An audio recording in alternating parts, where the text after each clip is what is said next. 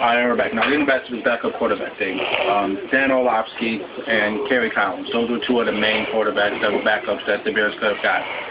Orlovsky, he did pretty good in Indianapolis. He might have been decent, but for the most part, they had nothing to work with to replace Jay Cutler. So, yes, they miscouted on Caleb Haney. You know, he should have never been in that game. He was just a fluke in the NFC Championship game. But then he signed Josh McCown, and Josh McCown looked nice. If they would have started him sooner, which wasn't Jerry Angelo's call, it might have been okay. Anyway, Jerry Angelo, I mean, he brought in Mike Martz. He got Rod Marinelli and Mike Tice. That offensive line is improving. I don't care what people say, they are improving. Chris Williams, before he got hurt, was becoming a stud at left guard. Gabe Kareem is going to be very good. Chris Spencer is good.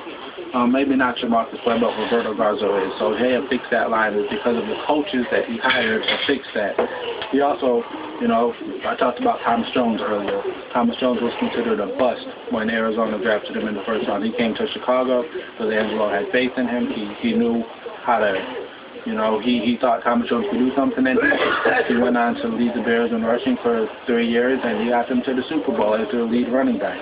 They should have let him go, by the way, but they let him go, and they got Matt Forte. Matt Forte was a second-round pick.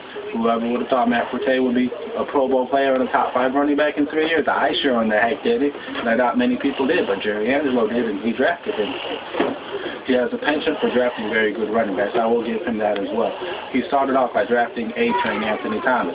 He was a back-to-back 1,000-yard rusher before injuries got him. But he replaced Thomas with Thomas Jones, replaced Thomas Jones with Cedric Benson, and Cedric Benson with Matt Forte. I mean, he knows what he's doing. He hasn't drafted really a playmaker at receiver, but just because he knows Bears football, and he's drafted defensive guys. Like I mentioned, Urlacher, Harris, and Briggs, Peanut, getting Julius Peppers, getting Alex Brown in the draft.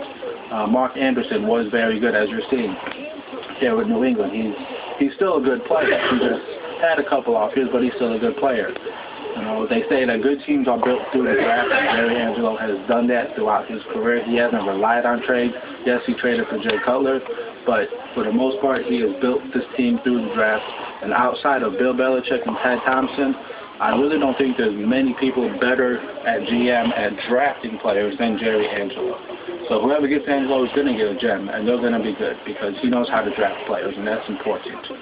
Like everybody, they have their hits and they have their misses. For every Mark Colombo, you have Matt Forte, for instance. But, you know, someone had to take the fall, I guess, and I think that person that should have taken the fall should not have been Jerry Angelo. If anybody, it should have been Mike Martz because he didn't really tailor the offense to Caleb Haney. He should have tailored it better.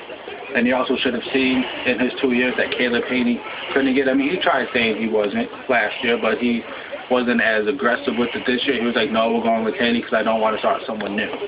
Well, maybe you should have started someone new, Mike, because Lovie Smith listens to you. And that's my take on this.